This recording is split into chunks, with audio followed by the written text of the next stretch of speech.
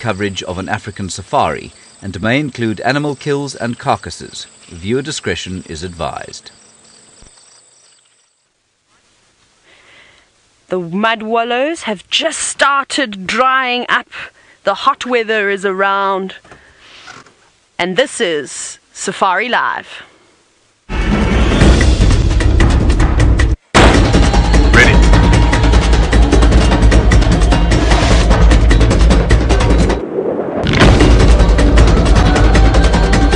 Standing by.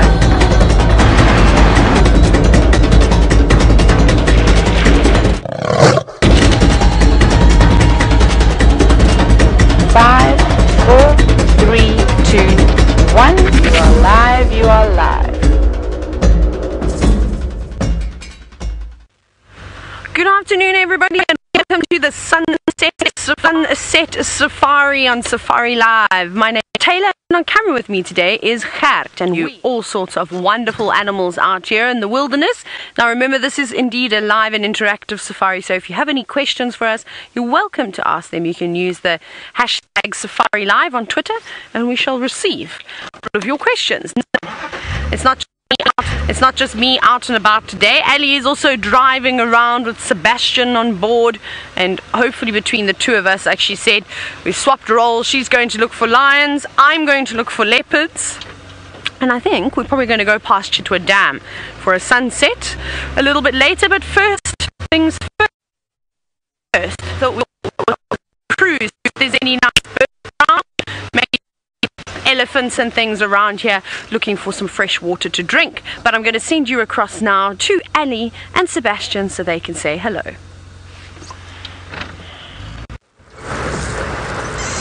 Well, hello everyone and welcome once more. My name is Ali, and on camera with me today I've got Seb, and we are really happy to welcome you to this afternoon safari. As you all know, it's a live and interactive show, so if you've got any questions or any comments, please feel free to send them using the hashtag Safari Live. Now, as Taylor was saying, we have decided to swap our luck around and swap places, so she's going off to the eastern side to look for Tingana, and we are going to the last position of the Nkuhuma Pride of lions. Hopefully they'll be around. They were apparently looking quite hungry, and I think judging by the photos, I think these guys are definitely out on the move looking for food. And so far we've seen lots of tracks for giraffe and zebra roughly headed in that direction. Lala, you're wondering if we know if the lions crossed at all this morning. Well, apparently not. Apparently they were left on Djuma side, so I am hoping that they're going to be there. No? Oh, got a kill. So sorry, Megs. I don't know why I'm making up stuff again when you speak to me. So sorry. So you were wondering actually if the lions got a kill this morning. No, they didn't have a kill this morning. No, and I'm gonna go back into the same road where I don't want to go, which was exactly what we did this morning. No, the lions didn't get a kill, but they are looking hungry. They're looking for food. So lots of prey species that are roughly headed in the same direction as they are. So I wonder if perhaps maybe they didn't catch something in between the day. But I suppose we will only find out hopefully when we go back and see them, or when we go to where they were last seen. I am hoping they will be there. Sometimes when lions are this hungry, they tend to move quite a bit even during the day. And it's been a nice day today, not too hot, so I reckon they could have tried moving around. Now, a very bumpy part of the road over here. So let me try and maneuver around it.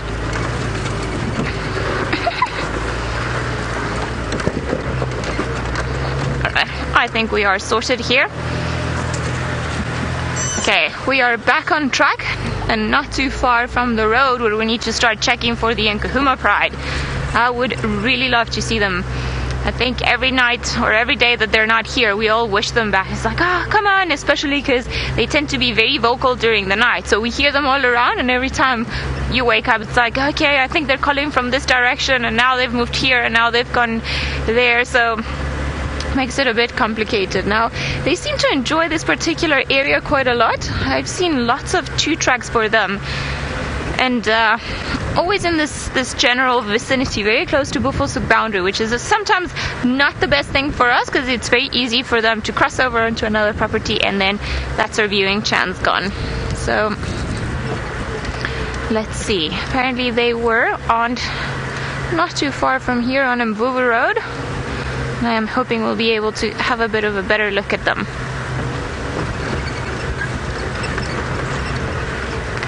It seems, talking about lions and beautiful things, that unfortunately the Mara will not be joining us this afternoon, but I'm sure that as soon as they can, they will come back and spend some time with us, with everyone, and just show us the beautiful things that they've got. Now, I also know that soon enough there will be some TV shows, so that'll be quite exciting, just to see all of our characters, and by all of our characters, of course, I mean Brent, James and Jamie and Scotty, now up in the Mara, as well with all of the different prides of lions and just predators in general we've gotten to know. Another bit of a bumpy road here. We are almost there, I think.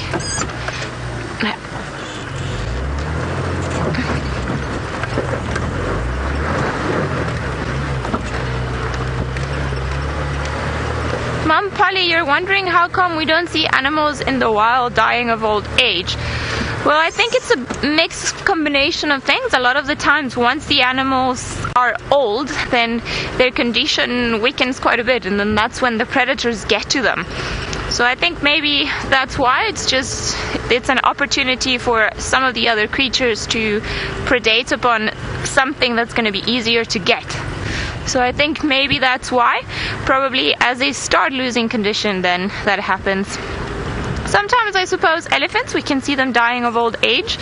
There's not too many things that are going to get to a big elephant. Now I wonder, just want to look around here. I think the lions were somewhere around here, but I'm looking for tracks on the road, just to try and find out roughly where they were. I think I could have potentially missed them. Let's see. No, here are lots of tracks. Big termite mound. Let's maybe go down and have a look. I imagine this is where everyone went this morning,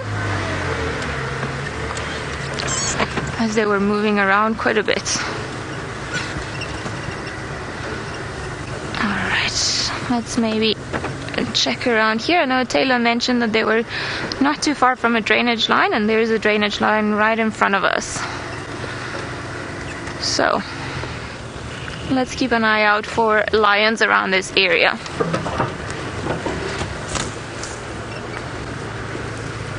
Now, if they're sleeping down, it might be a bit hard to see them.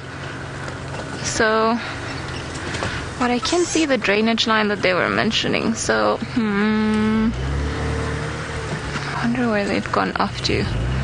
Right, guys, just bear with me while we look for them. Sometimes it's not that easy to spot sleeping lions, and I wonder if perhaps they have not moved into the drainage line. While I look for the sleeping lions, let's go over to Taylor, who has a very unusual creature outside of the lodge. Yeah, I see them there. We do indeed, and it's in the form of a monkey. It's a big male vervet monkey, and there's a whole family of them, or a whole troop of them around here, hanging around Twin Dams this afternoon. It's a good spot to hang around. It's nice and hot. They can come down and have a drink, and I think that they have been scouring the tops of the jackalberries, searching for the fruit that is just starting to form at this time of the year. You can see a little monkey looking up to the trees, and there's also lots of guarri trees around here, and we know that guarris, the eucalyptus plant species, are often getting fruit in the winter months too. So I think the monkeys are right on the money and are checking the right kind of trees for this time of the year. They'll also be feeding on pods, though, that some of the acacias are dropping.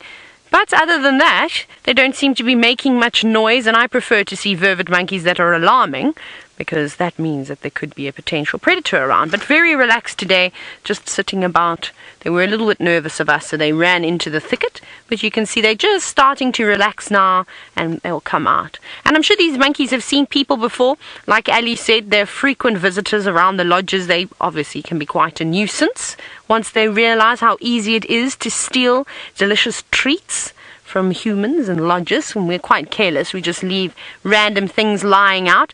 And of course, all these animals are opportunistic feeders. Even the ones that don't necessarily eat meat will also take an opportunity whenever they can to snatch up a sugar bowl or perhaps some fruit that has been left behind. But they're all around here. And there were a couple of little ones too. I'm hoping they decide to come out because they're very sweet, the little monkeys. Is that one there? That one's just twiddling its fingers at the moment, having a scratch.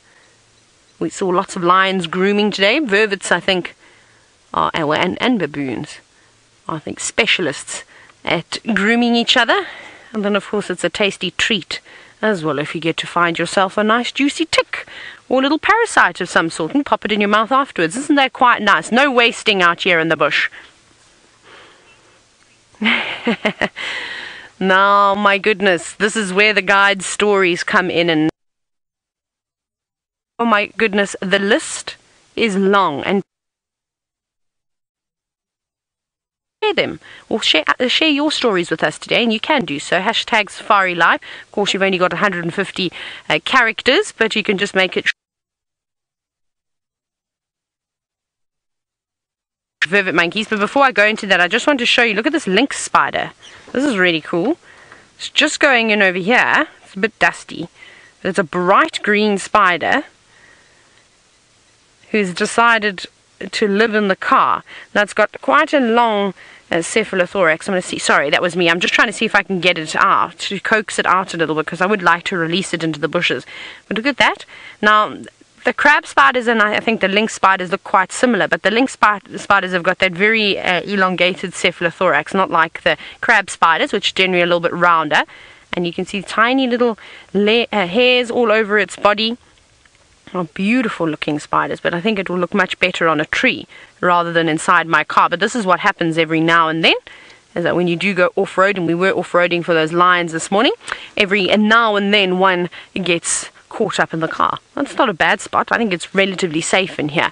Let's see if we can find any more of these monkeys, and then I'll tell. Oh, there we go. There's one walking right on the road for us. Very kind. So one of my favorite stories, well, it's funny now, it wasn't funny at the time, was I'd taken guests out on a boat cruise, a morning boat cruise. This was many years ago, and parked our game viewers, you know, just near the jetty. And as normal, I told everybody, take anything that you have that's valuable. There's a whole lot more playing just down there. And of course, so we took our cameras, we took our backpacks, we took anything that the monkeys couldn't get hold of, because we've all had these experiences before where they come through and raid your vehicle. Anyways, that did not stop them. Oh, there we go. There's one sitting up there feeding on the pods of that knobthorn just up top in that far tree. Right on the edge, you can just see the white belly. There we go. To the left. And a little bit more. There we go. There it is. There we go. So eating the pods like I was telling you. So anyways, I came back and I knew something was wrong because I could see the tops of the trees moving around quite a bit. And I knew that the monkeys were there. And they were awfully quiet. And when nature goes quiet, and especially with the monkeys, I always find that they're up to no good. Just like this youngster would probably be if it was around the lodge. Very carefully moving about the tree now. Anyways, first thing that I noticed once we headed up is my bright orange sort of microfiber cloth that I used to use to wipe my vehicle down. It was a big leap into the quarry tree. Woo! I think this one is confused and thinks it's a bush baby. But monkeys can also jump really well, of course. They're well adapted in the trees. And when I saw that in the top of an acacia tree, I knew to myself, oh no, this is going to be a disaster. Anyway, they'd picked up all sorts of things and decorated my car in wonderful landmines, which was fantastic. You can imagine all the guests thought it was the funniest thing. And I said, it's funny now, wait till we start driving, and the smell that lingers once a monkey defecates is not a nice smell. I can tell you that right now. But I've had them break into my rooms as well, squeeze shampoo and conditioner all over the show.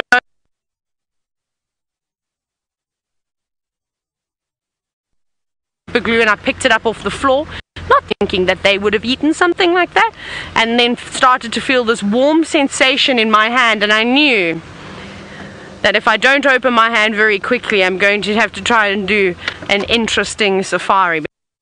try my fingers.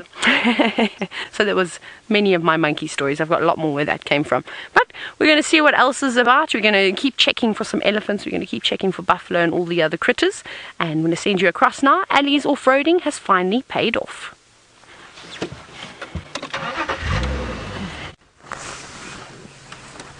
It does seem like the off-roading paid off. You will not believe what we had to go through to get here, because we didn't realize that there was an easier way in. But, hello. Very happy to see all these girls and all of the cubs around here. Now, the impala at the back have been giving them a bit of trouble, because it seems like only now they've realized that there's 11 hungry lions very close to them. And they have been alarming and going psh, psh. So I don't know if you can hear it in the background. But the lions are definitely not bothered by it. I mean, look at that. Happy Pride, all sleeping down. I wonder if Tamba has been looking at lions lately, because he was sleeping exactly like this lioness, and funny enough, I had never seen a leopard sleep like that until yesterday. Most of them sleep like this other cats over here. And it is quite hot out in the sun, so I am surprised to see them still here rather than moving further into the shade. But as Seb was pointing out, it seems like there's a bit of a hole somewhere in there where they are, where he was busy looking, and it's almost like it's sucking in some of the lions. So I wonder if perhaps that sandy patch is a bit cooler and that's why they've all decided to stay there. So all the females out pretty much in the sun, and just 3 cubs all the way in the shade, right over there. But they are hiding behind the bushes, so it's not a great view of them, unlike this circle of lions we've got. They're also feeling very, very sleepy, this one's. I think just the one is looking at the impala. CJ, you're saying they're so beautiful. We completely agree. I think this pride always looks healthy, even when they look hungry. So the fact that there are a few impala around, and then we've seen tracks for giraffe coming this way and some more zebra tracks. Now, what was that? I can't see anything behind us, but they've clearly spotted something that got all of their attention. Seb, can you see anything behind you? Just impalas. So just impala, but interesting. What have you girls seen? It's definitely not us. I think perhaps they spotted or they realized there was a potential prey not too far from here, and whatever it was, we couldn't even hear it. But you see how amazing this was. They went all from being very, very sleepy to suddenly awake and into stalking mode. And we can't move around all too much. We've got one of them just behind us, so we're going to try and have a bit of a closer look at what she's looking at once they all move around a little bit.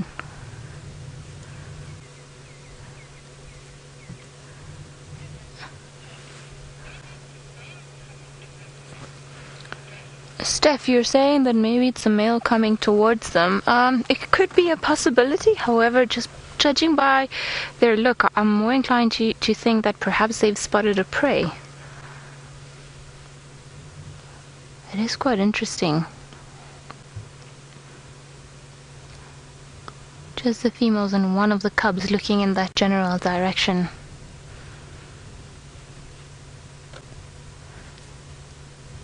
I think this is a very good example of why you can never underestimate a sleeping pride of lions.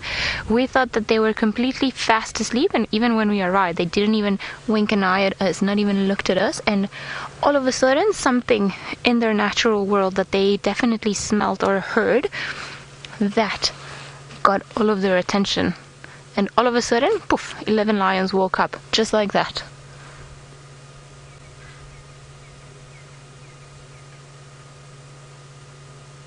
I can still hear the impala in the distance, so I wonder if maybe that's what she's after. So we've got this female over here that she is busy looking in the direction of the other female, and just in the direction where the impala are alarming. And She's looking very intently, so I think maybe she's just waiting to figure out what it is that the other female's gonna get up to before she decides if it's worth it or not getting up and moving. Very interesting. Oh, okay, well, we've got one of them that has decided that this is clearly not worth her time and gone back to sleep. I don't know, is she still behind us? Yes.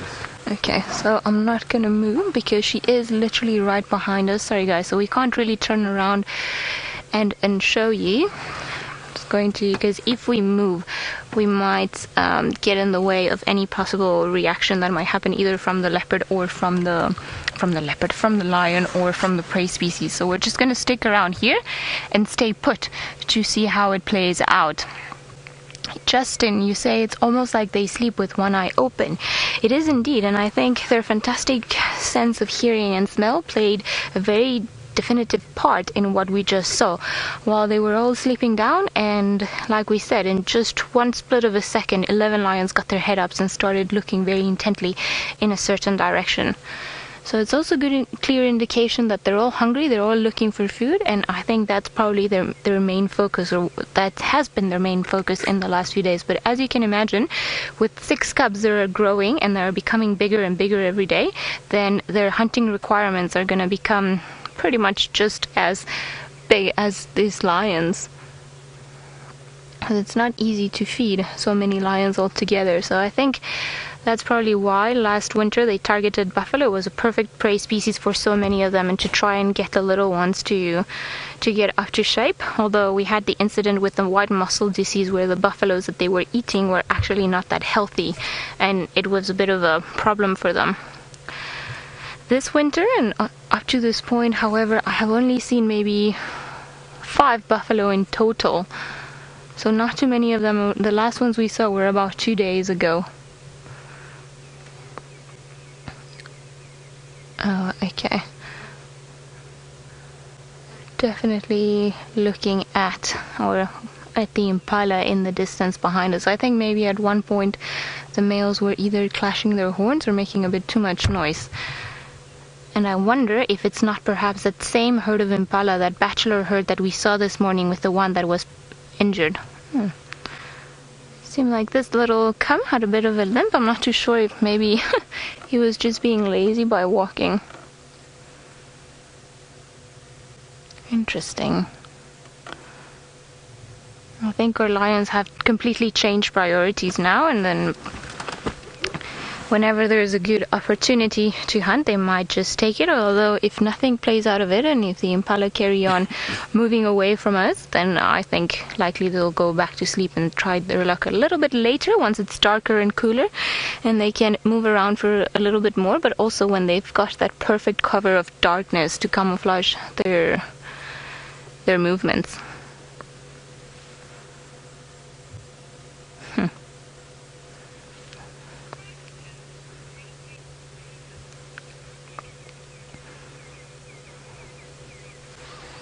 Vaping Raving, you're wondering if they will ever split into 2 prides. It does happen when the prides are very, very big and you start having way too many lions in the same group, that they split for some time so that they're able to fully satisfy their hunting needs and nutritional needs. I have seen it before where very big prides, that the best example I can think of is the southern pride. At one point there were just about 28 lions in between cubs and bigger cubs and females, and the one male that was pretty much the one that sired all those cubs.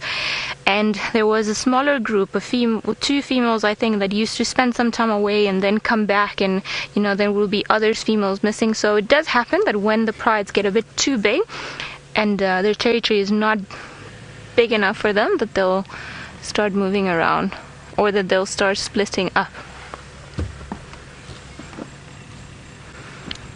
Seems like there's somebody that's coming to join us.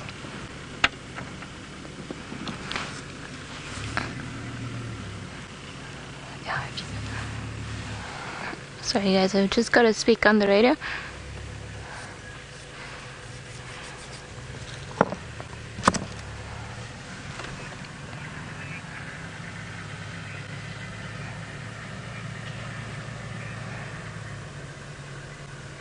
Alright, seems there's like somebody coming to join us. But I think maybe the excitement of the impala has up to an extent passed. Seems like they're all quite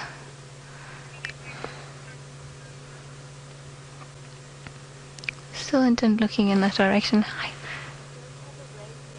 No, that's hundreds. They were just looking at some impala that were in that direction, so they've literally just woken up, all of them.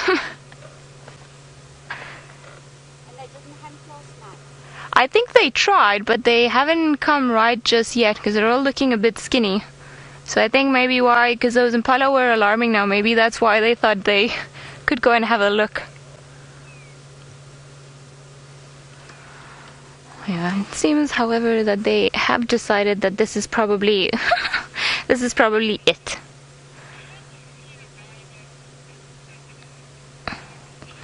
Leslie, you're wondering if I can see the lioness with the wound.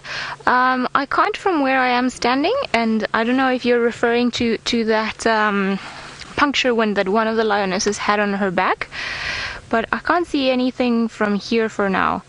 But I'm sure we will stick around for a little while and then we will have a look. I have a feeling, however, that the lioness with the wound is the one that we've been looking at, the one that got her head up but didn't start moving, just judging by some scratches that I see on her leg. So if we do see it, then we'll let you guys know how she's doing, if it's probably improved or not. But for now, it seems that whatever it is, it's not too bad, as they have been moving quite a distance. I'm not too sure if they had a bit of a limp when they were moving, because the last few times I've seen them, they've just been pretty much like this.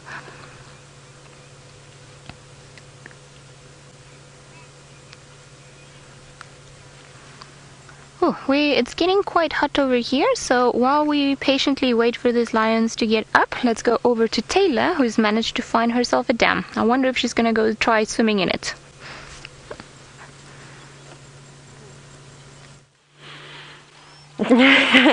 That's asking quite a bit, Ellie. I don't know if I want to get Bill Hazier again. I think I'll give swimming in the dam a skip. But in the very far distance of Treehouse Dam, there are some waterbuck, which are hanging about the water, quite convenient, seeing as though they are water-dependent antelope. But the reason that I'm here at Treehouse Dam is not because of these waterbuck, but it's because I've had young male leopard tracks moving through here in between game drive. They're on top of someone's game drive tracks from this morning. So I'm just having a look. It could either be Tamba or Hosana. I'm not too certain who exactly it would be. We know it's not Tingana's tracks because he didn't come from this way. And they head down straight towards the dam and to have like a drink of water, and then I don't know where they go after that. The ground is quite hard, but the waterbuck seem quite relaxed. Not that means that there isn't a leopard around here, though. He could just be sleeping in the shade watching the antelope in the distance, and they might not even know that he's about. There's an even bigger boy coming into frame now, just on the left. A nice bachelor herd too. Lovely boys. Well, they're not going to be going far, and as everything starts to dry up, especially the mud wallows, what is quite nice for us, it means that we know where we're going to be able to find the animals. So it's not going to be difficult and lots of driving around. You'll probably be able to just position yourself at a dam like this, and you'll see an abundance of different animals. Zebra, waterbuck, impala, maybe a few giraffe. Eventually the buffalo and the hippos will start filling up these small pools of water too. And it'll be quite lovely. But at the moment, no buffalo, no hippos. A couple of birds. And that seems to be all for now. I think what I would like to do is let's go down this way. And I'm going to check the trees and this whole drainage line. And just see what's happening down here. And to see if perhaps one of these young male leopards is not just resting up in the shade. Like I said, I don't know where the tracks go. It's a bit difficult, but we'll keep an eye out. Rexon has also already headed out on safari, and he says he's going to go and follow up on Tingana, so hopefully he gets into that area and manages to relocate on him, and then we'll head down that way. There's a bird, one with a very long tail, just in there somewhere. I think it's about there, and just down to the right, other right. It's somewhere there. I don't know if you can see. It's just to the edge. It's about over there where my finger is. A little bit more to the right. Go up a bit. He's there. I can see him. Can you not see him with your eyes? Just sitting over there. He's got a very long black tail. It is a magpie shrike. It's what I'm trying to show you. I don't know, maybe there? It's so hard to see with the glare on the monitor. But he's just off this animal pathway that goes into the bush, up and to the left, where you start to get those trees on the left-hand side. I can hear a battle here. There we go. Up a little bit. I can see his tail. There we go. Top right corner of your screen. Go a little bit right, hard right. There we go. There he is. That is the magpie shrike that I was trying to show you. Phew. That was getting it. And looking very, very carefully for some insects, but sitting patiently. So that's how these birds hunt.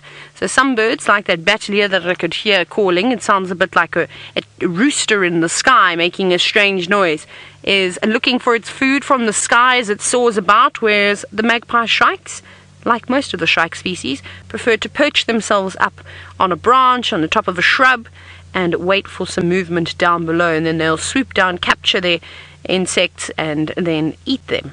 Sometimes they even impale them on thorns. The fiscal shrike is a very good example of a bird that does that quite well.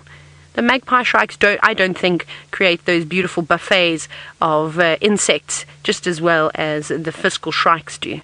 But that very, very sharp beak and the black and white plumage that is typical with the shrikes. Isn't that beautiful? Now, I don't know where the others are, because they normally are quite gregarious. You'll see them in family groups. It just seems to be that one. Maybe the others have all just decided to scatter out and not feed on top of each other. Or the other thing is, oh no, there's one up top.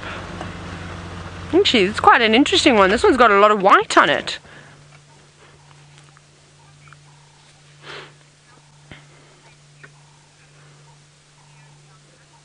He's just sitting. There we go. Let's have a look at him. Look how unusual this is. Video Jumper, you said that they're beautiful birds. They are indeed. Look how cool the pattern is on this one. This has got the most white I've ever seen on a magpie shrike before. I think it's quite interesting, don't you? Beautiful patterning. Lovely. And it's amazing the different types of colorations that you can see on birds. Not quite leucistic though, in case you are wondering. Otherwise it would be completely white almost. This is, I don't think, enough to make it leucistic, but beautiful nonetheless. Looking very carefully. So I think that these are the adults. A couple of weeks ago, actually a few months ago, we were seeing them in massive groups, and I suppose the youngsters have obviously completely left the groups, their parents. They don't need them anymore, because that's what happens with the magpie shrikes. Is that why you can see so many of them? Is it's mom and dad, and from their sort of first set of chicks from the year before help feed the new ones. Let's see, what have you found? See, it's flown down to a lower branch, so it must be getting ready. It must have seen some movement in the grass. Careful you don't fall over. Look how it's using its tail to help balance it though. Isn't that incredible? We've been talking a lot about how important tails are to the various animals, not just, well, to mammals, but also to birds, of course, for balance. What have you got? Did you get something? Was it worth diving headfirst into the grass? Looks like it. Maybe a little grasshopper or something? It's pecking away over there. Must be quite a big insect then. Come on, bring your meal out so we can see it, please. Didn't seem to let the thorns and all sorts of things bother it at all. There we go. It is a grasshopper. How great is that? Let's see. Come and land in the open for us. Yes, it is too. Just landed up into the top. There we go. Look at that.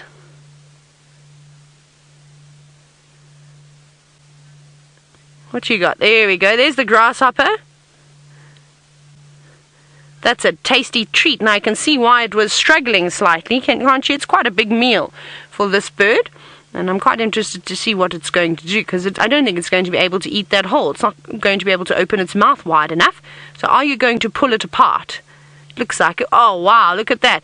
It actually sort of pecked right behind the back of the head, obviously trying to kill it, and now it's not going to move anymore. Getting rid of that stuff. Didn't like those innards. What part are you going to eat though? My goodness, that is a very, very good meal. And like we've been saying, the insects around here are few. So to catch a nice big one like that, that's a very important meal for this bird. Not only do the lions need to have a big feast, but I think it's rewarding. There we go, just flying off to the next perch, just behind it. Obviously trying to find a comfortable spot to feed on it. Yes, and the shade is a little bit better. And there we go, a tree with some thorns. So that might help hold it in place as it tries to tear apart, not having to use its feet the entire time. And we were just talking about how they are so good at impaling their prey onto thorns and things. Here you go, pulling the wing off, detaching it completely, not wanting to eat that. I can't imagine the wing of an insect would be too delicious and too tasty or have actually much nutrition at all. If it was a small grasshopper, it probably wouldn't have even bothered doing that. It just would have eaten it whole. But because it is large enough, it is able to dismember it this way and just eat the tasty bits. So that's incredible. Let's see what else it's going to pull off before it eats it. Did you eat that leg? Looked like it ate that leg. Not actually in a hurry either. I would think, well, if I was an animal out here, I'd scoff my food down because I'd be so scared that somebody would come and steal it. I'd be like a hyena and devour everything. But isn't this great? See, this is what I still love about safaris, is that you can go around and we can search for the big cats and things like that, but it's actually really fascinating to sit and watch a magpie shrike as it eats a rather large meal. It's not a sighting that you get to see all the time. And such a clear view of one too. Normally it's quite obstructed. You saw in the beginning when it first captured its prey how it was hidden amongst the long grass and the bushes, and it made it quite difficult for us to see. But it's a very obliging magpie shrike, this one. Here you go, looks like it's about to pull its head off. No manners.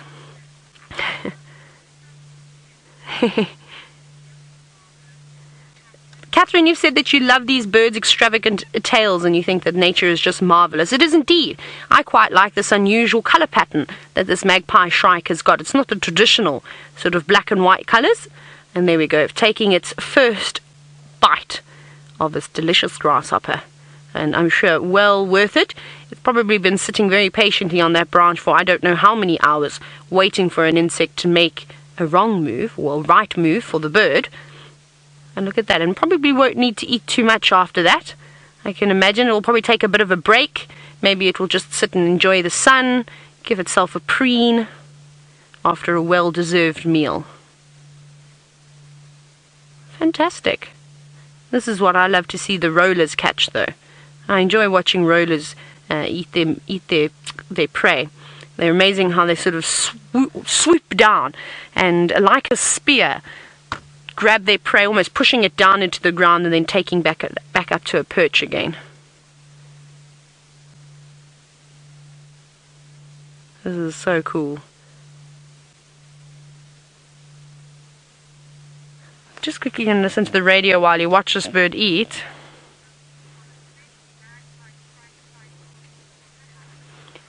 Wendy, you said that you think that this is the best magpie shrike sighting you've ever had. That's exciting. That's really good. I'm glad. You know, this is a very special one. This is definitely the best feeding sighting I've ever had of a magpie shrike and its meal. However, we had an amazing sighting when we had the magpie shrike nest that we found just off of Hyena Road. And we got to watch those little chicks. Unfortunately, the little ones didn't make it. But it was still interesting just to see them grow up and mom and dad going back to feed.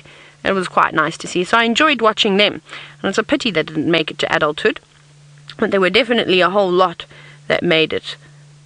But this is really great. It sounds like, if I'm not mistaken, I think Rexon has found Tingana. I'm not sure, but I will get onto the radio once our magpie shrike has finished enjoying its meal. I think it's almost towards the end now. Yes, it's just getting to the abdomen. Well, that's going to be a very good part. I think it's saving the best bit for last. I don't know what a grasshopper tastes like, but I know that there are many people all over the world, and particularly in the more rural countries in Africa, that actually eat and rely heavily on grasshoppers to get all their sustenance. Oh, wow. So, Jenny, you've said you're from Indonesia, and you said that you actually eat them. That's amazing. That's really good. So maybe, Jenny, you can tell us, what do they taste like? I don't think that they'd be unpleasant. I'm sure if you fried them up, It would have a, I don't know, maybe a buttery taste. Do you think they taste anything like an alate would?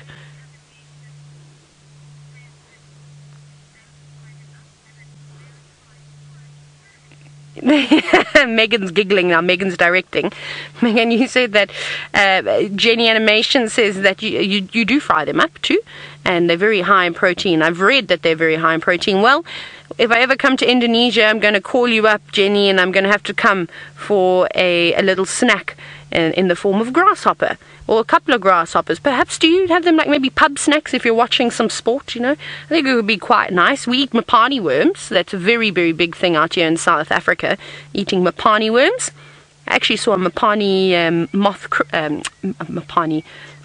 tongue-tied. I saw a chrysalis, that's what I'm trying to say, of a mapani worm. It was really quite cool. I should have actually brought one back for me, completely black, because we don't get to see them. It was quite impressive. Perhaps I shall have to get a photo of one for you. And it's done. It's completed its meal. Actually, it's actually just flown straight back down into some, looks like round leaf teak. Surely it can't be going in to get another meal. That's absolutely ridiculous. You've just eaten something. My goodness. I think it did too. I think it caught it. No, it's hopping around too much. I don't know. It's just gone up here on one of these knob thorns. Wow. Well, that was the longest magpie sighting that I've ever had, that's for sure. Very interesting one. I think I learned a lot from the way that they pull their prey apart and feast upon it. Not necessarily the nicest, but it does the job. But we're going to go back across now to Ali, who is still sitting with her sleepy cats, and I wonder who's going to come wandering through and disturb them.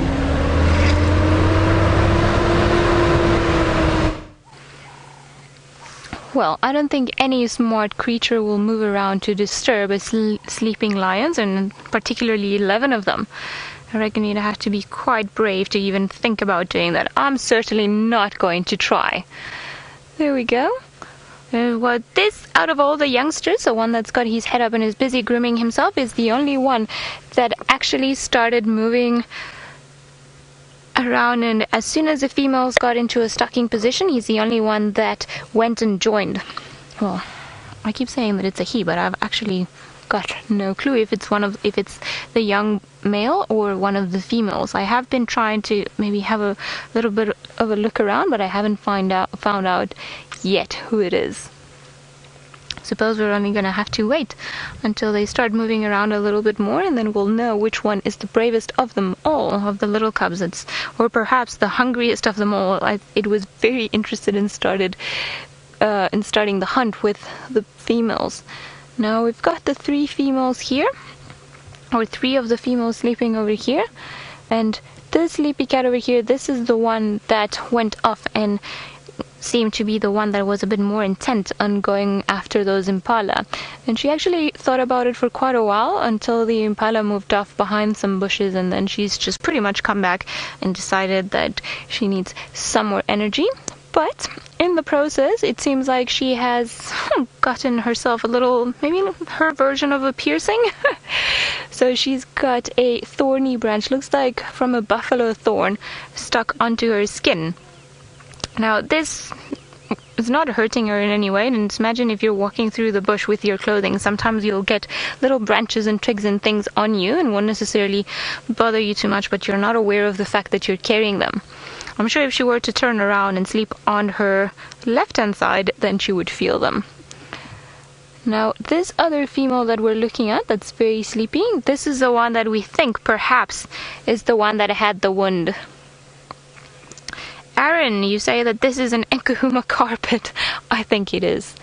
Now, we've got some bite marks at the back of this, or on the hindquarters of this lioness, so I wonder if this is not perhaps the one that had that big bite mark, but I think the bite mark was on her right hand side from the last time I saw it, so it could very well be this one. I think it's the only one that's exhibiting any signs of any scars of anything else, and if it is her, maybe the superficial wounds have done very well in patching up and recovering, but I'm sure we'll only be able to tell once they start moving around. Annie, you say it looks so painful. Well, I think they are on the mend already, so I think if there was any pain, I think it's past, at least from the wounds that we can see now. If she's got that other one that looked like a puncture wound, like another lion had bitten her. Maybe that one still probably bothering her a little bit, but again, we'll only be able to tell once they start moving around if she's got a bit of a limp or if she's favoring her left side a bit more than the right side. And like we said earlier, I'm not even 100% sure that this is the one with the wound. Very likely it is her. And you see there are some naughty and horrible flies that are going into where the wound is. So we've got them all around, and this is why the lions take, or just predators in general, they are so hygienic. And then she's gonna, as soon as they start grooming and moving around, likely she's going to start grooming herself, trying to get rid of any fly eggs or maggots or anything that could be growing in her wounds. Those ones do look like maggots, but I am hoping that I'm wrong and that is actually some seeds. Although the wounds look quite superficial, so I don't think there's anything we need to worry about. Lions are very resilient creatures, and I think just looking at them, that's one of the biggest lessons we've learned in the last few years.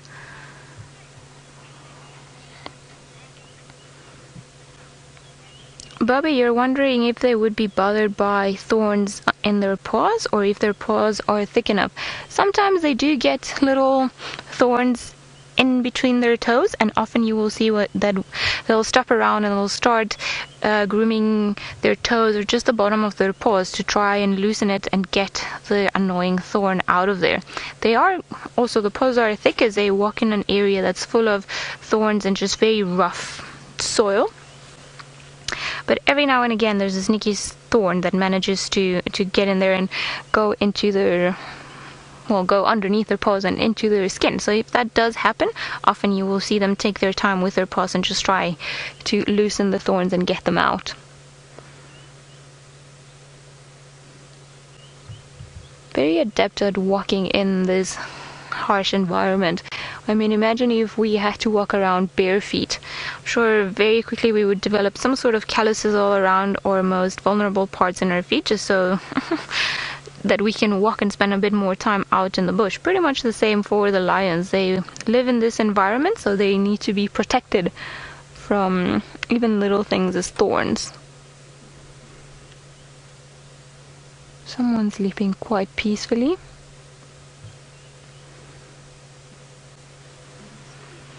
They are all of them here, and they've gone down, so I wonder if perhaps there's going to be another unaware impala that's going to walk past, that's going to wake them all up like they did, and that was quite something to watch.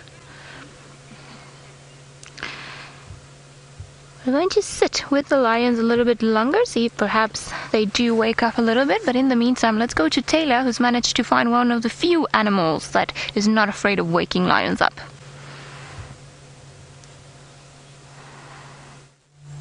That is the truth, Ellie. We have actually, and I'm sure you've had some amazing sightings too, of elephants chasing lions around. We've got some, we've all had some really great sightings of them live. We've just got one though for the moment, a young bull, but I can hear the others. I heard a little one trumpeting quite far into the distance, so I think they're just moving through the thicket at the moment.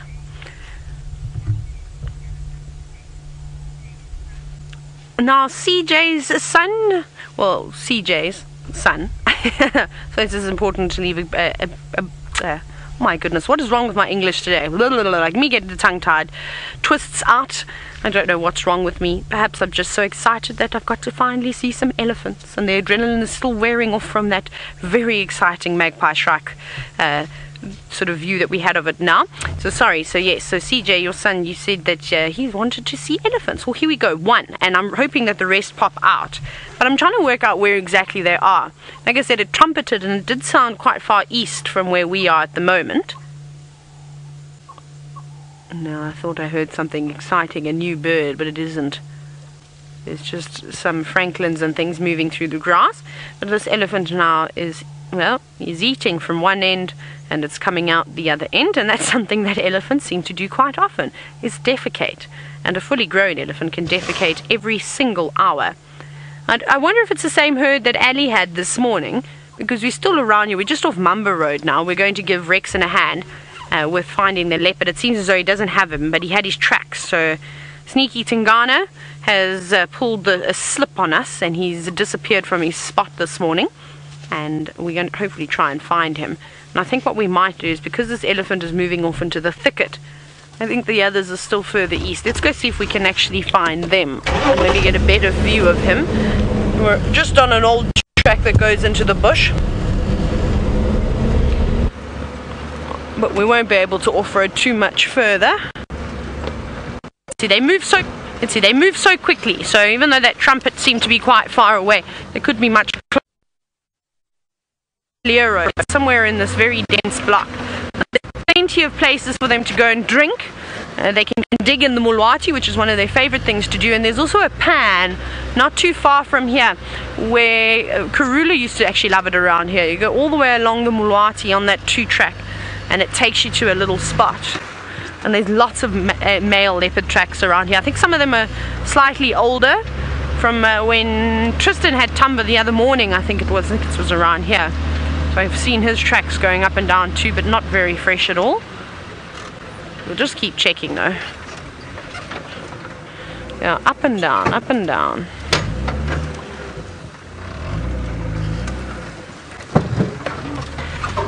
And a male lion track.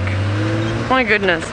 But you see, Mama Road, sometimes it goes days without being driven. It's not a particular pretty route, I don't think. And there's a pipe in the road which we need to cut out. The elephants have pulled up a black pipe, but not completely detached it.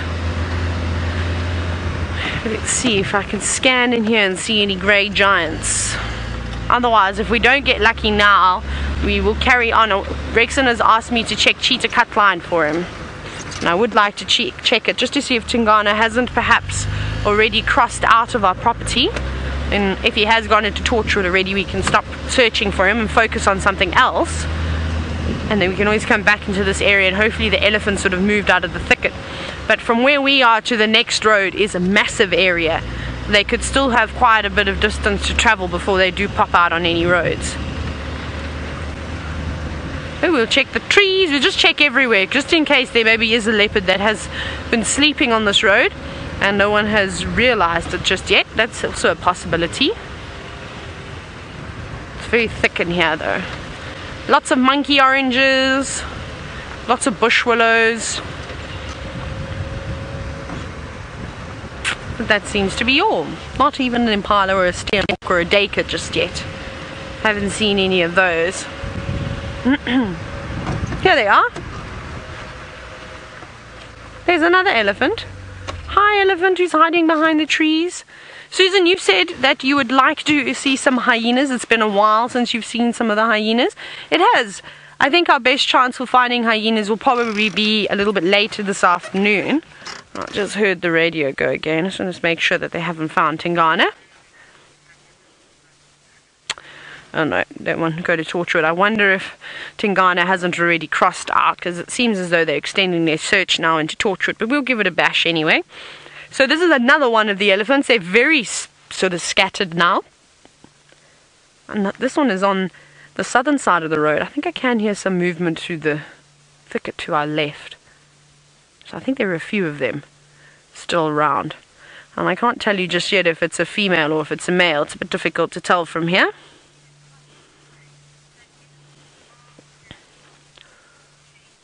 Now, James, you were wondering if there's any particular fruit that elephants aren't very fond of.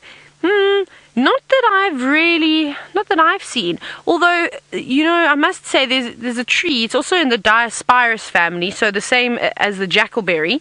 And it's a common, it's a young boy. It's a common star apple. And I've actually spoken about it quite often, and I've described the taste of it as sort of like a lychee and a grape, sort of crossed together. It's quite nice, but you don't eat the seeds because they're poisonous. I've never seen an elephant actually eating that fruit before, so I don't know why they don't eat it. Next time I go down to the Eastern Cape, and actually it'll be in winter too, so that fruit also grows in winter.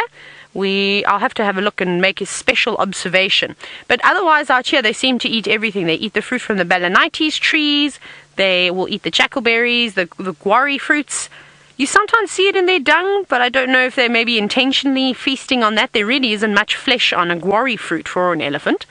But they eat a bit of everything. They dig up bulbs, They love it all. But we'll start seeing them digging up bulbs and using their tusks more now as the vegetation gets less palatable. I actually saw another elephant up ahead crossing the road. It looked like an adult female. There's a couple of bulls around here. Let's go up a bit further and see if we can't find the main part of the herd. She looked like she was going east. See, it's just a pity.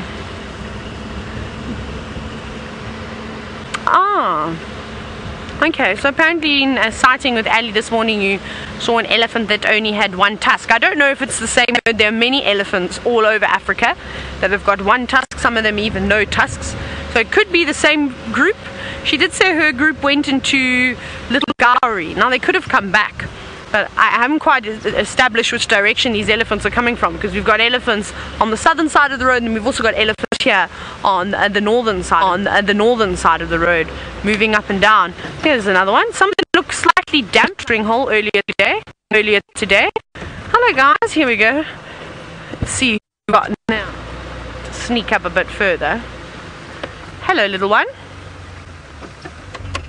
Here's a youngster. Oh, there's many elephants here now.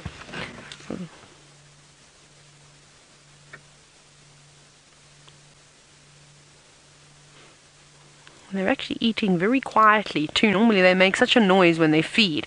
They're not worried about giving their presence away. Unlike the antelope species and zebra and all those things, they tend to eat quite quietly. And they are munching on, or you're munching on, buffalo thorn. Oh, how delicious. I think that magpie shrike that we saw was actually sitting on a buffalo thorn too. Hello, Tesla, my dear friend who is 7 years old.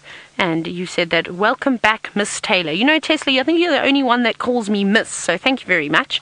I don't know, you make me feel very old though, and I'm not old. I think I'm the youngest presenter. But it's okay, I'll take it. In South Africa, they would call me auntie or tannie. Tannie is an Afrikaans word for aunt. And I cringe every time anyone says it, because I feel as though when I'm only 24, I shouldn't be called auntie or tannie. Miss is okay, they'll take Miss though, that's alright. Now, these elephants are just feeding now. They seem to be quite relaxed. They don't look like they're racing off in any particular direction to go and find water. Obviously, I think the flies are bothering this elephant just slightly. I don't think it's necessarily cooling itself down, because there is quite a breeze, and it's not opening and closing its ears very well, but maybe it's because there's a stick about to go into its ear canal. Be careful. You don't want to become deaf, elephant. That would be terrible. Look at that sharp stick poking into its ear. Ow! Ow, ow, ow, ow, ow. I think it's actually hooked on there. So there we go. It just shows you the thorns of a buffalo thorn are very tough, and even tough enough to hook into the skin of an elephant. There we go. You've managed to loosen it. Now that skin around the ear would be quite sensitive as well, so I can't imagine that would have been too pleasant.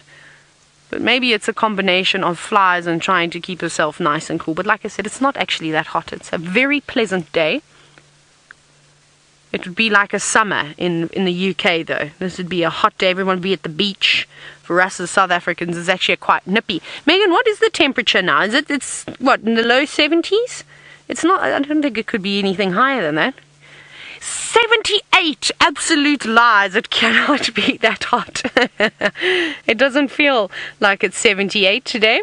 It definitely feels like it's in the low 20s. Well, maybe it's just because I'm also parked in the shade now. That's probably it too. But it is quite nice. Addie had her jersey on. Does Addie still have her jersey on, Megan, or has she taken it off? Because she couldn't quite decide when we're leaving home whether she'll keep it on or she will just take it off. Megan is now going to ask Ali if she's still wearing her jersey. Yes, we were just waiting for the response now, because I'll be surprised if she still has it on. Oh, she's taken it off. Okay, that's good. That's wonderful, because I think it is a bit warm. Now there's another elephant that's just coming up to the top left. I think it's going to come out and into the road, which will be quite nice. We'll get a beautiful view of them. Like I said, they're not in a hurry though. They're quite happily feeding just in this drainage system. It is nice in here. There must be quite a big herd, because they're quite spread out. Oh, come on, elephants, come towards me. Come and say hello, please. I like the close encounters. Now, obviously, I love to experience elephants up close and in the wild like this. I'm not going to I'm not going to, of course, touch any of the elephants, and depending on how they react, well, that'll mean we'll either stay with them, stay up nice and close, or we'll just move them away, give them space. But they haven't shown any sort of threat signs just yet. Now, I believe you're all calling me Auntie Taylor now. I don't know how I feel about that. At least it's not Tanny Taylor, because that's too much alliteration. Hello, little elephant. Now, a question from our young lass, Tesla, and you were wondering, don't the thorns hurt the elephant's mouth? Well, Tesla, this elephant now is moved away from the very prickly bushes that it was eating. It's eating a bush willow now, which is nice and soft. There's no thorns in this leaves. But elephants have got very, very tough and thick skin, and they get used to the prickles that are on the trees. So no, not necessarily. Sometimes what happens, though, I think they put a branch in their mouth and they put it in the wrong spot, and a thorn can hook on its tongue or just on the inside of its mouth, just as that thorn hooked on... I'm back now, on the ear of that elephant a moment ago.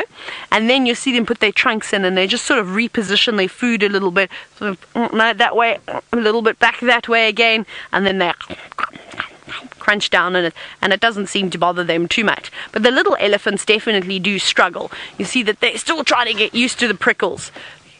Are you going to cross on the road in front of us? I'm now trying to be polite and just going to see if this elephant would like to cross first before we reposition.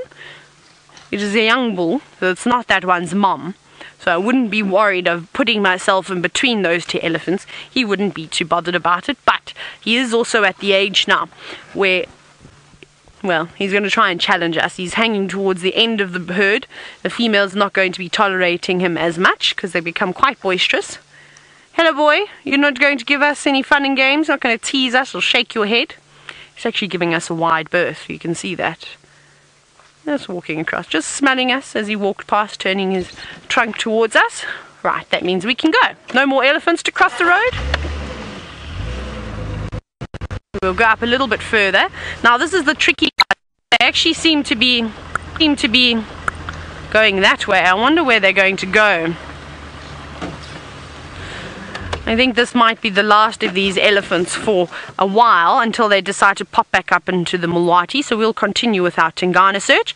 It seems as though the Nkuhumas are taking, well, using this lovely cool weather to their favor, and they're starting to wake up. Let's go take a look.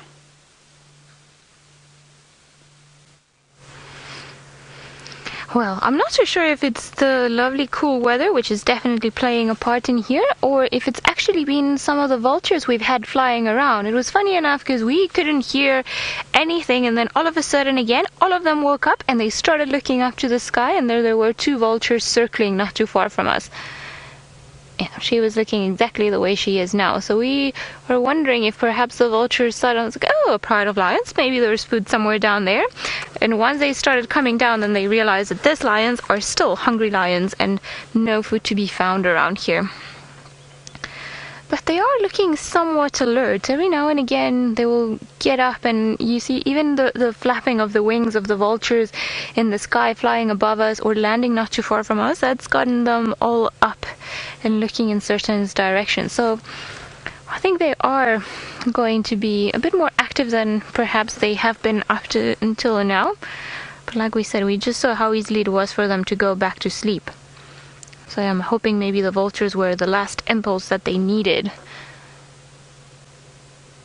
And having said this, I know it's generally believed that lions have a bit more success during the night and then they won't go hunting in the middle of the day. But I have seen lions hunt at midday during summer. So it's all a matter of opportunity, really. Likely they have a higher success rate during the night when it's darker and their prey species cannot see them. But if there was anything around here that might just be a good opportunity for them, like the impala were earlier on, I'm sure they would take that opportunity. And I wonder if perhaps, oh, there we go, we're all looking at the vultures flying ahead of us. I wonder if they don't think, because I'm sure lions know that when they've got a kill or when there's something on the ground, that the vultures come around. So I wonder if perhaps they're going to be curious enough to head towards where the vultures have been landing, because it is on the other side of the drainage from where we are. But I think maybe they're not that interested in that. Oh. There we go. I think there was a vulture flying. I think these vultures are confused. They don't have it right just yet. We've got the vulture that keeps flying around us, but there is no meat here. So I think maybe the vulture, like we said, got excited at the fact that there were some lions around here. Maybe thought that the lions had already been successful, which has not quite happened yet. Now I want to maybe have a bit of a closer look.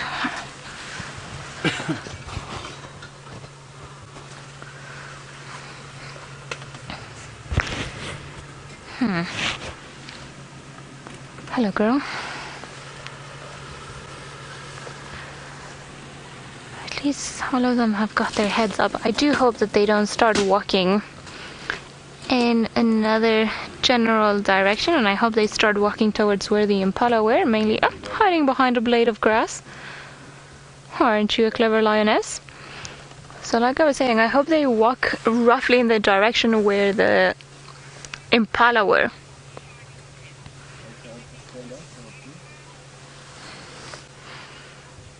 Video Jumper, you're saying that you love the sunlight on them because it's giving you beautiful screenshots. It is quite a dreamy sight, isn't it? And I think it's only going to get better as the light starts becoming slightly softer and the sun starts going down. So, whoop, they have gone down.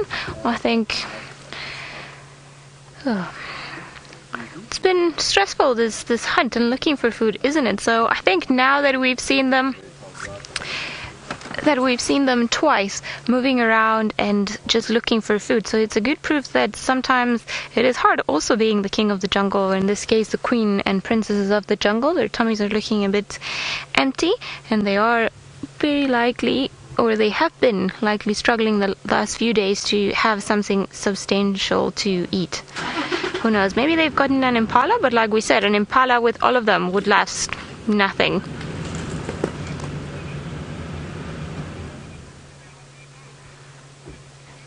Christopher, you're wondering if there's any function of the markings around their eyes. By that, I imagine you are talking about those white lines underneath their eyes. Well, they've got the very important function of reflecting the light. So during the day, they will reflect the very harsh light and protect their eyes, almost acting like sunglasses. But during the night, that extra bit of light will be able to absorb. Yes, it seems like the one that we were looking at is definitely the one with the injury. She is going to attend to it right now. Sorry, Christopher, I'll get back to answering your question, but we've all been wondering about this particular female and her wounds. I had a bit of a glimpse when she moved around, and it seems like this wound is pretty much healed up, the same as the other ones that we were looking at earlier on. So yay, seems like the healing process is well on its way. And now just making sure she cleans it of any possible fly eggs or maggots or anything else that might be in there. So, good to know that you're healing well. So, Christopher, going back to your question. So, yes, then during the night, that extra bit of white is believed to help absorb a bit more of the light so that they can form a bit of a better picture and be able to see better when the light conditions are low.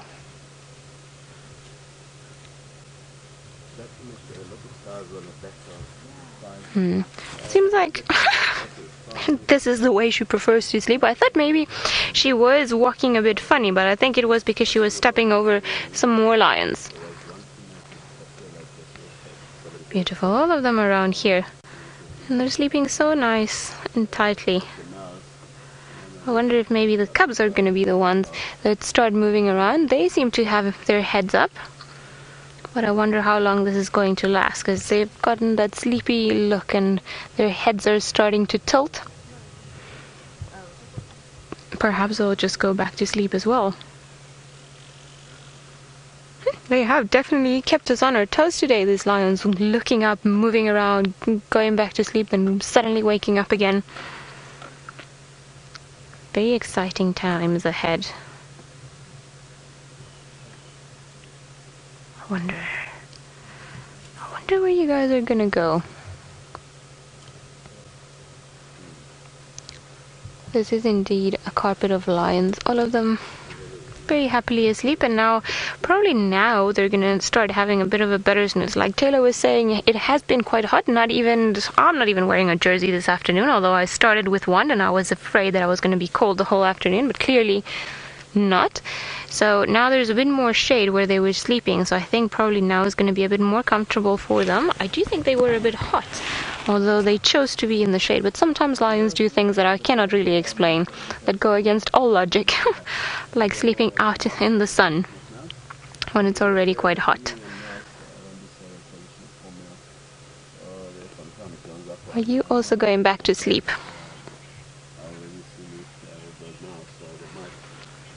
Linda, you say this is the perfect Sunday afternoon. It is. I forgot it was Sunday afternoon. So it is very appropriate. I think maybe it would be more appropriate after they had a big, very nice Sunday lunch, but who knows? Maybe they're aiming for a Sunday dinner. Sorry. So it would be quite nice. Maybe we'll see them tomorrow on their Monday lunch, Monday breakfast. That would be quite nice to be able to see, but they've all been pretty static for now. So I think it's good, it's worth waiting. Like we said, sometimes patience does pay off when we spend some time with these animals. And what was that? Somebody got a bit of a fright. What are we listening to now, girl? I can hardly tell sometimes what they're looking at. It's maybe like, sounds that go at a level that clearly our ears are not able to pick up, or I don't know if there was anything else or any other movement that she's seeing in that direction. That was roughly where some of them, in that direction where she was looking at, where some of the vultures were landing. So I wonder if perhaps that's what she's looking at. And you, beautiful cub. Looking very regal already at such a young age, don't they? Very healthy cubs. I'm always impressed just by how well this pride seems to look on every single occasion, even when they're going hungry. Beautiful. I think these three females are the ones perhaps that have the lead in the pride, because they are the ones that keep getting up and moving around and looking, and when anything moves around or makes a funny noise, they are the first three to get their heads up and start facing in the direction where the noise came. So I would assume that if there was anything else, or if it was time to move around, they would come and they would be the first ones to move.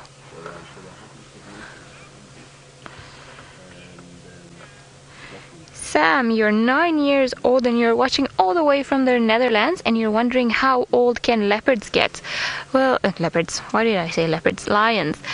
Normally the females will live until they're about 10-15 years of age, normally on average 15, and the males, they will live until they're about 10-12 years of age. So the females tend to be a little bit longer than the boys. I think maybe this poor guys here have also gotten a case of annoying flies all around them. It's almost like this cub was giving us a side grin. A nice big yawn. Very impressive canines.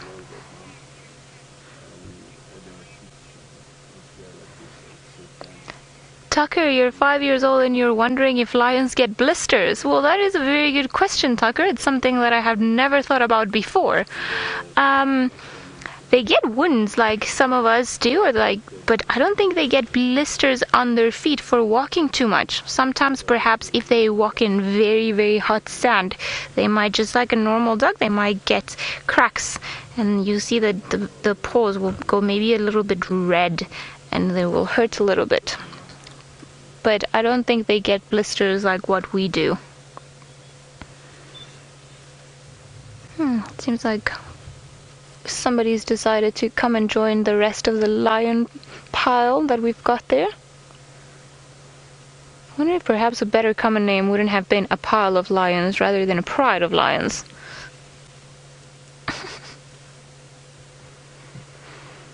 It's funny, I thought they were going to be more comfortable in the shade, but I think this one has just moved precisely into the sun because it prefers to be a bit warmer. That doesn't look to be too much of a comfortable position, does it? And we've got the two youngsters that seem to have started waking up. They have been yawning a little bit. We saw this one show us its impressive canines a little bit earlier on, and going on to grooming themselves. I think it's a good thing that we've got the two of them yawning and grooming and cleaning themselves. And you see, maybe there is a little bit of a thorn in there, and that's why it's trying to get out. Sometimes also annoying ticks get in between their toes and their paws, and they'll try to get them out. So maybe the fact that we've got two youngsters somewhat active might be a good thing. Aren't you brave? What is it that you're looking at there?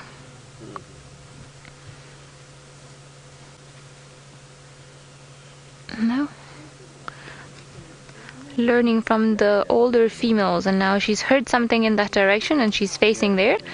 But clearly the rest of the females are not too bothered by whatever it is that she could listen out in the open, because she's still sleeping down. And I think this one over here is Amber Eyes, just by judging of the color of her eyes and what we were looking at before.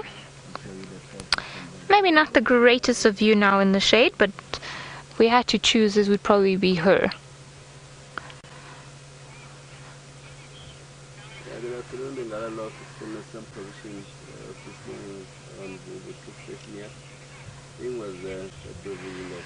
Kennedy, you're 9 years old from Chicago, and you're wondering when the lionesses will start mating again.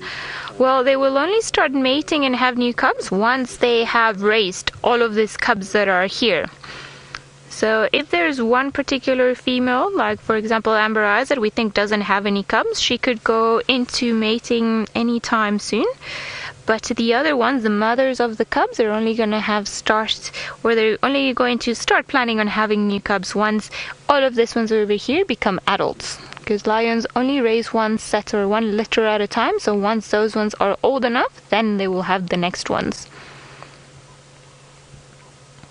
So I think maybe for another year or so we won't have any females coming, or any of the mothers of these cubs going back into heat. We're going back into mating season.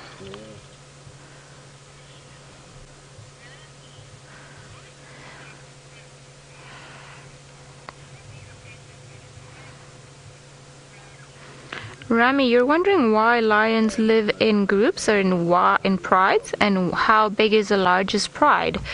Well, the number of members in a pride depends on the area that they live in and how much food there is there, but I think the biggest pride recorded had about 40 lions or so in total in them, and I think it was actually in the Serengeti in Tanzania, so not too far from where our Mara friends are. This particular pride is only 11 lions for now. And why do they live in prides unlike any of the other cats that we have in the world? Well, there are a lot of theories about it, and nobody knows 100% why, but I think the widest or the most accepted theory that there is out there is that they live together to be able to raise all their young ones. So for a lot of the females of different species, their life centers around just having little ones and then successfully raising them into adulthood. Now, if you think about it, having the help and the company of other females when it comes to nursing them and finding food, then it will probably allow the youngsters a bit of a better chance into actually making it all the way to becoming independent. So it's also probably good for protection as well, having a lot more eyes looking after you than having to constantly fight every single other lion that you see in a particular area. Are you not wanting to socialize with anyone? Also, we've got a bit of a scar around his face, and her face had a bit of a wound when we last saw her, but also it seems like this one has healed very quickly.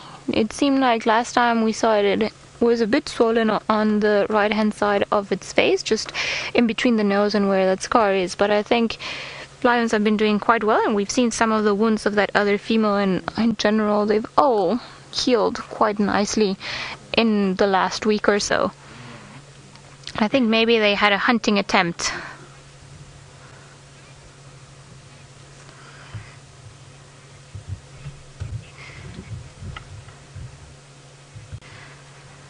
Tunny from Holland, you're wondering how old the cubs would have to be safe from any other leopards that wanted to, on any other lions that wanted to come and do a pride takeover. Well, in very simple terms, to be safe, they shouldn't be cubs anymore. So they should be independent animals that do not rely on their mothers for hunting any longer. So for the boys, for the males, likely they would have to be in that stage where they could leave their family if another coalition of lions came into that area, so that they could survive, and they'll probably become nomadic and move off elsewhere. And the females should be old enough that they could help the pride in terms of hunting, and also not be too far away from coming into heat and providing another pride or another male coalition with cubs. Now, if, for example, these cubs or even the older females want to bump into another pride of just females, likely it would be a very aggressive encounter. It doesn't matter what age they are, because the females of lion prides are territorial, so they don't allow other females to come into their area. And for example, if we had the Nkuhumas that we're looking at bump into the Styx pride of lions, which is another pride, very likely that would end up in a fight between the two prides, because they both want to defend their territory and they want to defend their cubs that they've got. So it's very aggressive always in the lion world. So I think the best thing for them is just, we hope that the Birminghams are going to stick around until this one's go into adulthood and they can be safe. Christine, you're wondering what age is considered adulthood for a lion. Well, it changes from area to area, but normally we consider any creature an adult when it can fend for itself and it does no longer need its parents to survive. Now, with most lions, that tends to be until they're about 2 to 3 years old. The females, like we said, they will stay in the pride where they were born normally, and the males will become nomadic and start moving off into a different area where they can hopefully settle themselves as the dominant males. But for males, it will take them a little bit longer. So although they are adults in the sense that they are independent at 3 years of age, they will only become territorial males when they're about maybe 5-6 years of age. Good. The little one that didn't seem to want to interact with the rest of the pride, moving closer. I think even probably tried to wake up Mom, but she was not interested. And perhaps, maybe, are you going to try and wake somebody else up? Yeah. Come on, wake up. Oh, isn't this sweet? I think this is the equivalent of coming onto your parents' bed and start jumping on their bed. Like, okay, hi, I'm awake. Please wake up.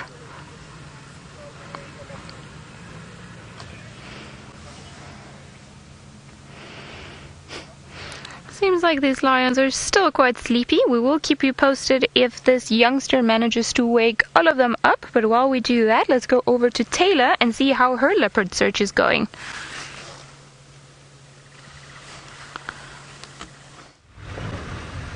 We're definitely searching, that's what I can tell you. But I think Tingana is doing exactly what the Nkuhumas are doing, by sort of getting up and resting every now and then. He was definitely moving. He's moved from his original spot, and Rexon suspects that he's in this drainage line just to my right here, sort of between Central and Gwari Pad. And normally from this route, on this route, he moves east. So I think he's on his way towards Torchwood, but it's still very, very dense in here, and I haven't seen any signs of him just yet.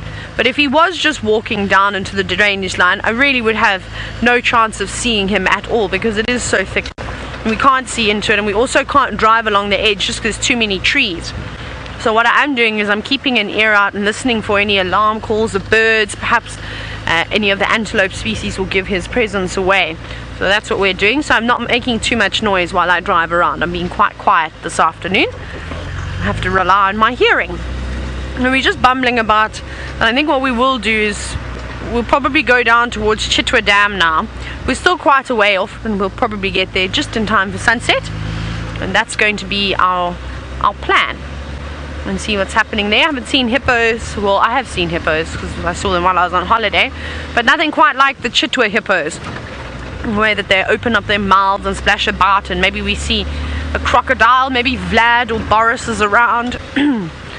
We'll have to go and investigate. And I don't think Gert has been to Chitwa Dam either, so it'll be a new experience for him.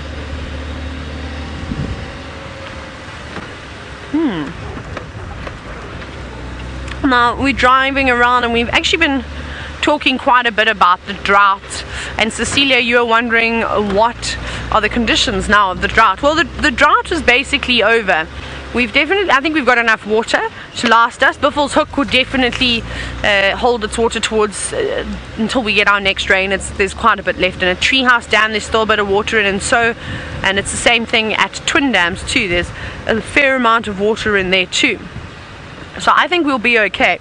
So I think, in my opinion, I think that the drought in this particular area, it's not as severe as what it was. There's lots and lots of grass around. There's plenty of food. It's normal in the winter months for food to become scarce. That's not uncommon at all. It's not going to get to the point, though, where everything is completely bare and you can't tell the roads, the sandy roads, from the open plains, because at one point they all just look the same. Look like you could just drive everywhere. So we're not going to have that situation again. So it's actually okay. It's not too bad. We were lucky. We had nice late rain, which did us good, but nothing coming up here. We'll carry on. We'll go down Drakensberg now, I think. This is where we were last night with the lions. They were all around here. So we'll just keep an eye out and see. There's some really nice animal pathways. Maybe Tingane is using one of them. Well, I hope he's using one of them, because at least we'll have a chance to see him, because they're quite wide and open now. Also looks like there were some elephants walking around here at one point, and a giraffe. I think these giraffe tracks are from earlier, though. This is maybe where those two giraffe that we saw this morning had come from, but I don't know where they've gone now. They were going towards Sydney's Dam this morning when we left them. This is what's so hard, is that you do have to concentrate and scan into the bushes. I'm still trying to remember how to multitask. I've lost that ability since being on holiday. There was very little multitasking involved on my holiday. You see all the lion tracks from last night as they were walking up and down. Nothing yet. He's sneaky though. He loves to be a last minute leopard, and I know what's going to happen is he's probably moved a fair amount completely out of the area, and he was sneaky about it, and then towards the end of drive someone will call in the sighting and we'll hopefully get him right at the end again. He loves to try and steal the show, doesn't he, Tingane? I don't blame him though. He's a beautiful leopard. He can quite easily steal the show. Though I would enjoy seeing Hosanna. I haven't seen Hosanna for a very, very long time. What have we got there? We got a hurricane. There's a bird that's just landed just up on the top of that tree up there. So I think it's a hurricane thrush. Haven't seen one for a very long time. No, down a bit, quite close to us. You see there's this, there it is, right there in the middle of your screen. Let's have a closer look. What are you? What are you? It does look like it, doesn't it? I'm going to have to triple check on my bird app though, because I feel as though I haven't seen this bird for such a long time. I can't remember. I've never seen an olive thrush out here. Now, of course, my mobile device. Why won't you unlock?